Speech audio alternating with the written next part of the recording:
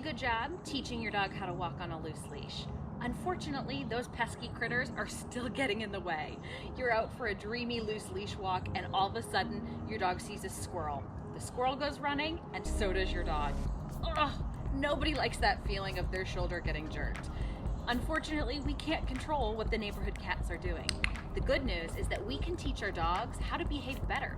We can teach our dogs how to look at us instead of running after those cats so that we can turn a loose leash walk into our everyday routine. Today I'm joined with Lucy and we're gonna go over some things that you can practice while you're out on your neighborhood walk to help reduce some of that prey drive and teach your dog how to pay attention. Are you ready? Let's go.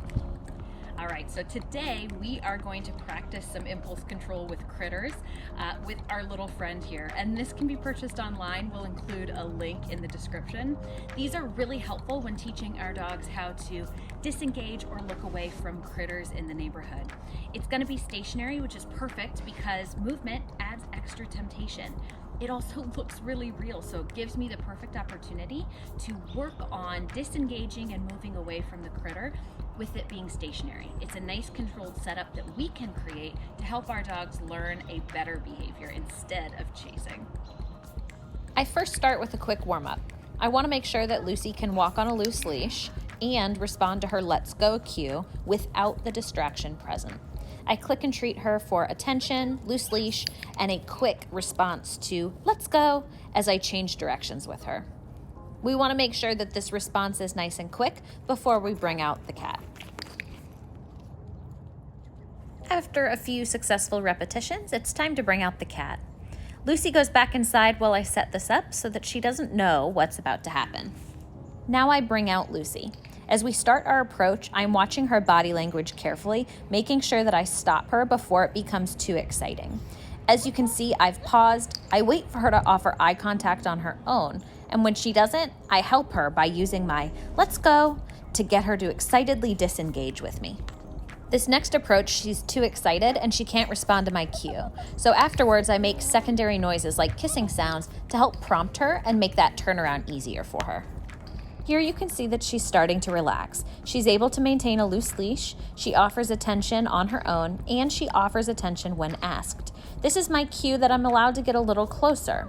Here you can see that I've stopped her, but she's still easily able to look at the cat and look away at me. I use my let's go cue and excitedly move in the other direction.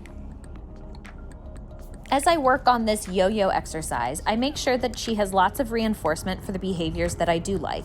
Loose leash, attention to me on her own, attention when cued, and moving in the opposite direction with me with the let's go. It's really important that you keep a very close eye on your dog's body language as you practice this exercise. The goal is to stay under threshold or within your dog's tolerance. Signs that you can keep getting closer and that your dog is doing well are that they can maintain a loose leash, offer attention on their own, offer attention when cued, and disengage easily with your let's go.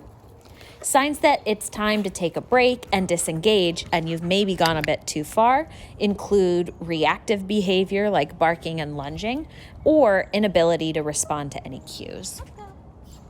Once your dog can get within 4 feet from the cat and can remain relaxed on a loose leash and offer attention, then you're ready to start working on those passes. The first few times you do it, you want to make sure that you keep a wide berth. Remember that distance is your friend, and our goal is that our dog can successfully pass the cat without pulling towards it. So, by keeping more distance, it makes it just a bit easier for you and your dog to pass the cat.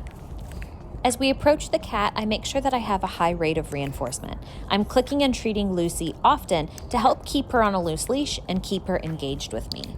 I click and treat any attention that she offers on her own, and if she stares too long, I'm ready to ask for attention with her name.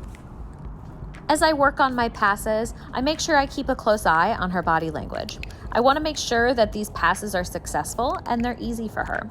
When I see attention on her own, attention when cued, and ease of loose leash, that's my signal that I can get a little bit closer to make the exercise a little bit harder.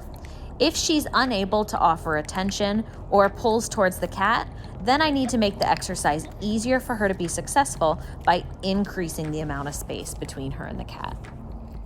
Each time you practice, try to put the cat in a different place.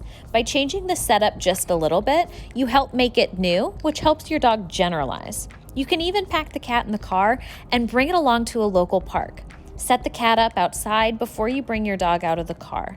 This will help them learn how to practice the same behavior even when their environment changes. You can recreate this setup using different stuffed animals that look like squirrels, rabbits, and birds.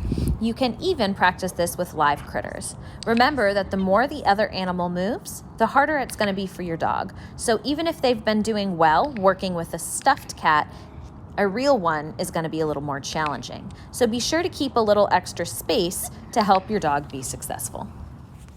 I hope this fun little game helps you and your dog have better walks together and helps reduce some of the stress and pain that can be accompanied by a high prey drive. Need a little extra help with your loose leash walking? Not a problem. We've got a video here that goes over tips and tricks on how to teach loose leash walking so your dog can walk just like Lucy.